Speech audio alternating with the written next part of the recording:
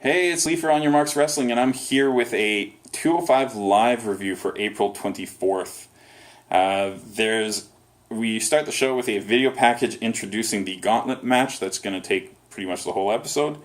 It has really short promos from the participants, nothing that really stands out. It was narrated by Drake Maverick. It was fine. It wasn't anything special, though. Let's flip over the notes. So this gauntlet match starts okay. We start with Mustafa Ali. He's got his LED mask, which is cool. He goes against TJP. I secretly, not so secretly, really enjoy TJP. I know he's not the best on the mic. He's getting a little better. But he is so smooth in the ring. He's good at submissions, good at high flying. He's probably the most technically gifted wrestler in all of WWE. They kind of mentioned that on commentary. But yeah, I wrote the note, if they can build TJ up again, he could have like amazing matches with Ali again. He could also have an amazing match with Cedric Alexander. Like one of these, you give him 20 minutes and let him do amazing things. I think TJP can do it with anybody. During the match, there's an interview with Cedric Alexander backstage, and I hate when they do this. I get why they do it during the gauntlet, because it just never ends. Alexander's promo is just kind of garbage. It's good guy garbage, and I don't really like it. TJP attempts multiple submission attempts. Really kind of works all sorts of different submissions, and he moves into them, in and out of them very quickly. So even though he's going for submission attempts, which are usually like rest holds and boring, when he does it, I like them. Eventually, TJP hits a missile dropkick to the knee of Ali, and Ali kind of flips forward. It looked really cool, and then he goes right into a knee bar, which Ali sells very well initially.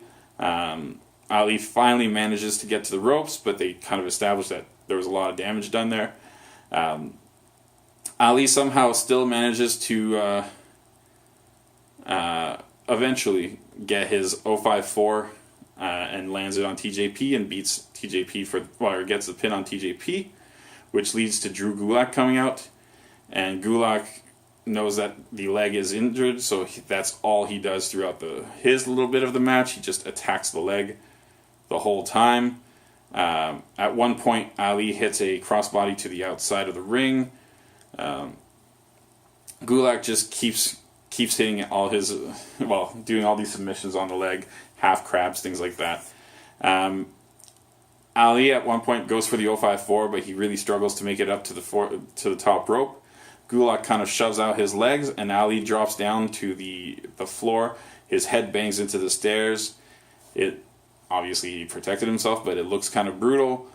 He looks like he's out on the floor. The ref goes out there, and he's kind of thinking he's unconscious. Gulak picks him up anyways, tosses him into the ring, and applies the Gulak on him.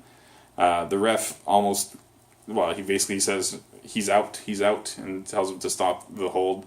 He thought he was out before the hold was even applied. So Ali is eliminated, and Gulak stays in the match. Then Tony Nese comes out. Tony Nese has been kind of feuding with Gulak. They were former best friends until Gulak turned his back on him.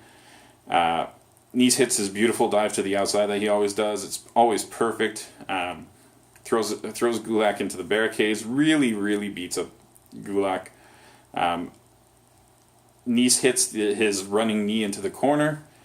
The announcers kind of put over that he should pin Gulak, but instead what he does is he takes down his knee pad and puts Gulak back in the corner for his second running knee.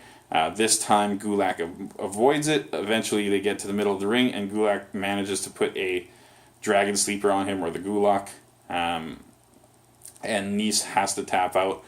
And he's visibly distraught afterwards, screams in agony kind of over the fact that he messed up. And then we get Kalisto's music, which hits. Gulak kind of refuses to get into the ring at the beginning. It's super boring. It just kind of fakes him out and goes back out, fakes him out, goes back out.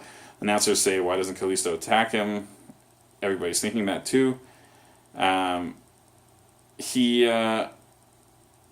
During this match, Dasha interviews Nese backstage, and she asks him how he's going to recover from the disappointing loss, and Nese just kind of stares at her and walks away. That was fine. Kalisto, eventually Gulak tries to put the Gulak on Kalisto. Never quite gets it right. Kalisto manages to fight his way out and kind of send Gulak into the turnbuckle. And then he manages to hit Salida del Sol, and he gets the win. The Lucha House Party people come out and celebrate with Kalisto. And then Alexander's music hits, and he comes out and just kind of salutes Kalisto's efforts. So Kalisto will be facing Alexander at the Greatest Royal Rumble, and I'm not sure how many people care about that match, but it should be alright. This episode, the Gauntlet match, kind of fell flat when Ali got eliminated, to be honest with you. And the Gulak-Kalisto bit was just rough.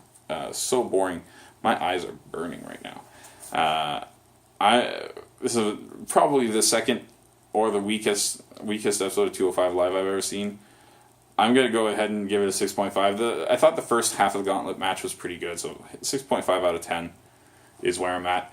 I would normally do an ROH review after this, but I watched ROH and it was just a recap of Women of Honor, and all that stuff already happened and culminated at Supercard of Honor, so I'm not going to post that. So the next review is going to be an Impact review, and this is the pay-per-view after Redemption, so hopefully it's going to be, the episode after Redemption pay-per-view.